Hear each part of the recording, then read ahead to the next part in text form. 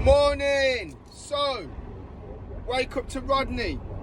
So this weekend I am a Crystal Palace fan. I want Palace to win the FA Cup.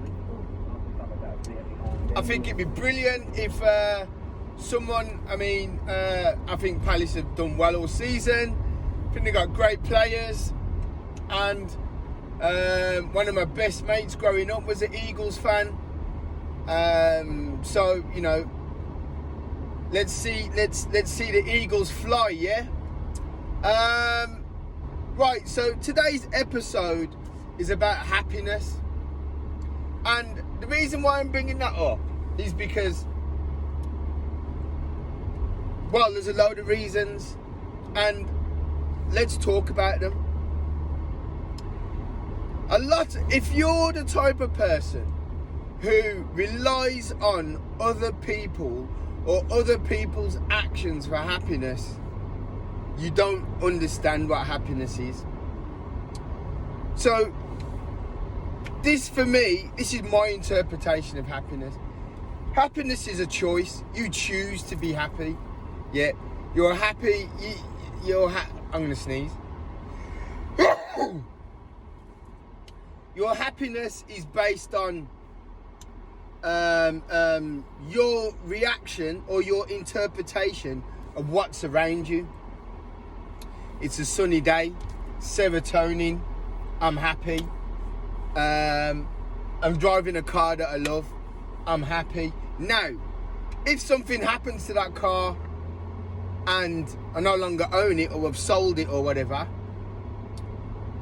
I'm not unhappy.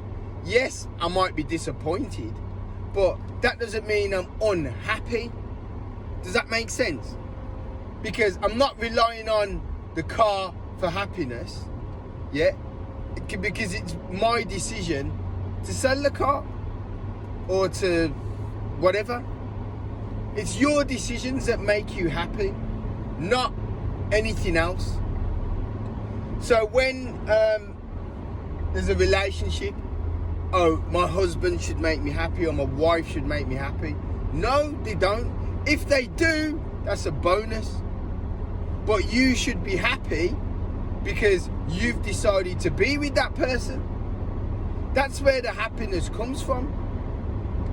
And if you don't have the minerals to look for happiness, yeah, that's why people, as they say, seek false gods, cigarettes, alcohol, junk food, chocolate, shopping, other substances. Yeah, when you start going down that route, yeah, that's when happiness becomes transactional. Other activities, happiness becomes transactional. And when that's the case, you've lost the meaning of happiness.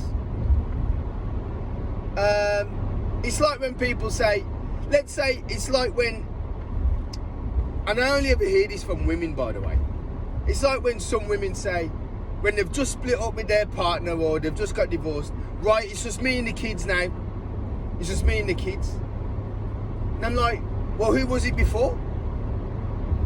So you're now, because you've lost your partner or you're no longer in a relationship, you're now you've just shifted all that reliance from your partner to your children. So that to me is a massive red flag. Whenever I used to hear people say it, oh, I'm done with men now, it's just me and the kids. Or, here's another red flag. When, and it's always women again, there may be some men, but it's mostly women that I see, yeah. When they've got their Facebook or Instagram profile and it's a picture of their child.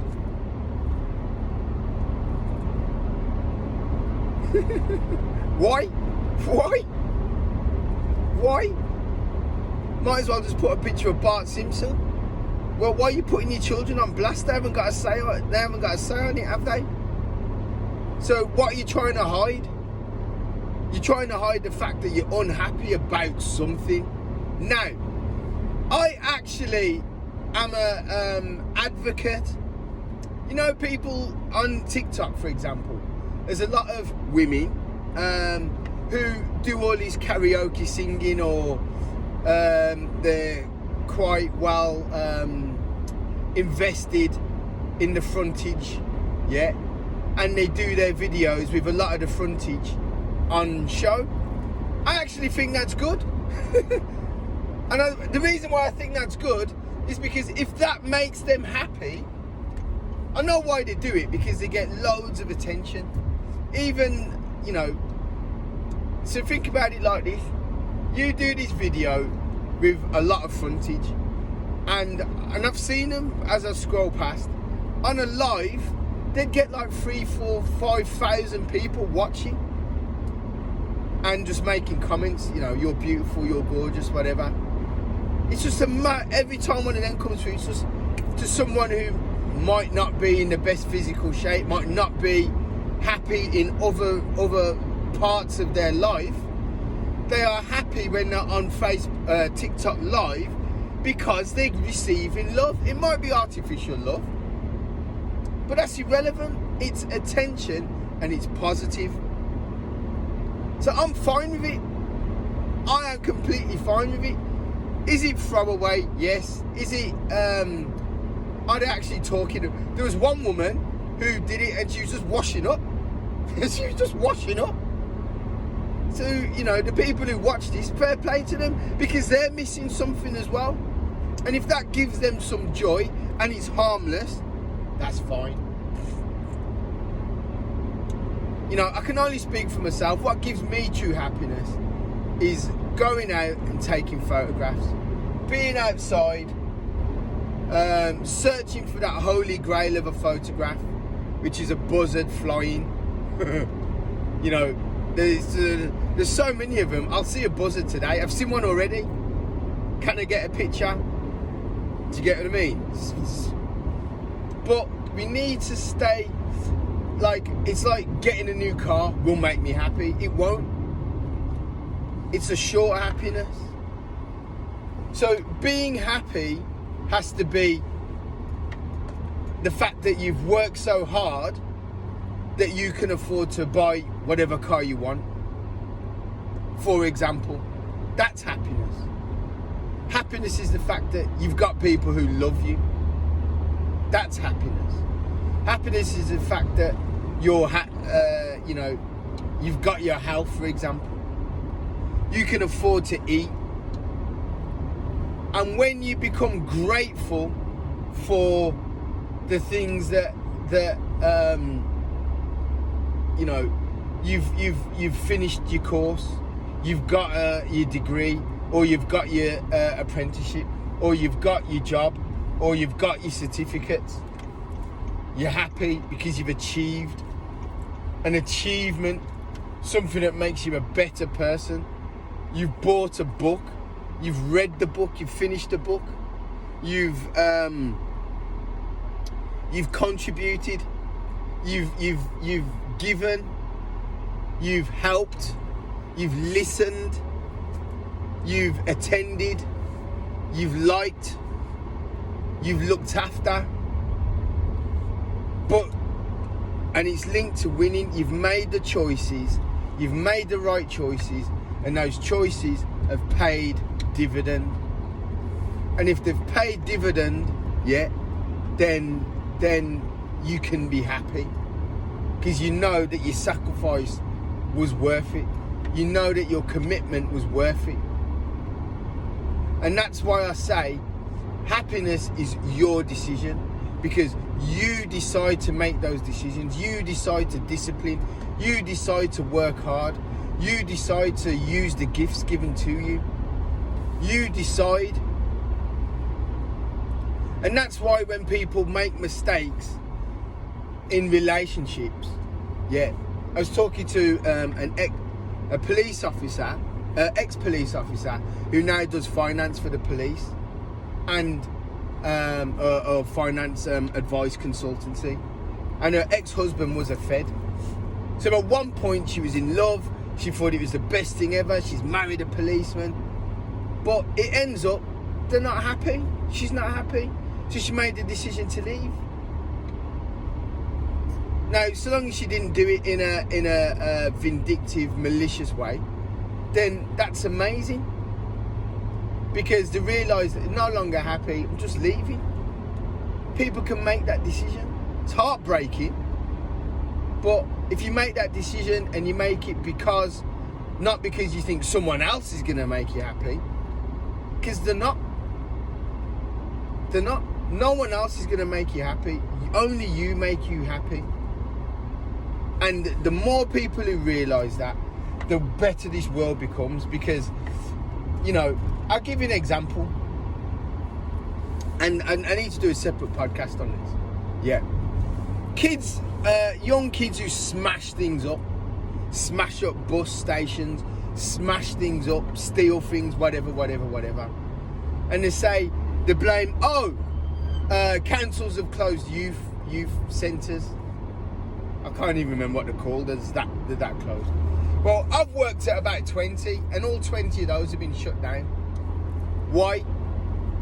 They had PlayStations in there, games in there, always got stolen, always got robbed, always got smashed up. If those children don't have something to do from their parents, they're just going to smash it up, whatever it is. It's the same as when they said give small houses to homeless people. Right? 99% of them are still just going to disregard it. They're not homeless because they haven't got somewhere to live. A lot of them are homeless because all parameters of life have gone. All parameters of life have gone. So whether they've got a TV, a toilet, they don't care. They're poo in the street. It's gone. So just giving them something isn't enough. They need to earn it. They need to work for it. They need to realise it's something that they need to adhere to for them to respect it. In the same way, youth centres, every single one that's opened, every single one that's opened around the country that I've been to was brilliant when it opened. Had PlayStations and Xboxes and TVs and tea and coffee and juice and sandwiches and biscuits and a safe place for children to go. And 1 or 2 years later, all smashed up, everything stolen, fights, gangs, whatever, no longer in existence, shut down. Council will no longer pay for it. And it's because the problem, that doesn't solve the problem. What solves the problem is the fact that young children, under 18s who use these things, the people who do smash up bus stops and rob and form gangs and all that, they need something to do. They need to occupy their mind. They need to have an ambition. That comes from psychology. That comes from younger age. That comes from education. That comes from parentage. That comes from being stern and tough at the right times. And by the time we've got to the stage of opening a youth centre, that's gone. Which is why most kids who use it, great, fantastic. But there's always that 10 kids who steal the games, who smash it up, who destroy it because they're only destructive. Only thing they know is destruction. And that is the shame. That is the ultimate shame. They have no concept of happiness because their happiness is to take away someone else's happiness. And that's why they continue to smash up. That's why they're destructive. And it's such a shame. And until we fix that with apprenticeships from an early age, and I'm talking more mentors, a stronger, a tougher system for what's this card doing? A tougher system for social services. There's a lot to do. Oh, my days already. Like and subscribe, guys. See you later. Bye.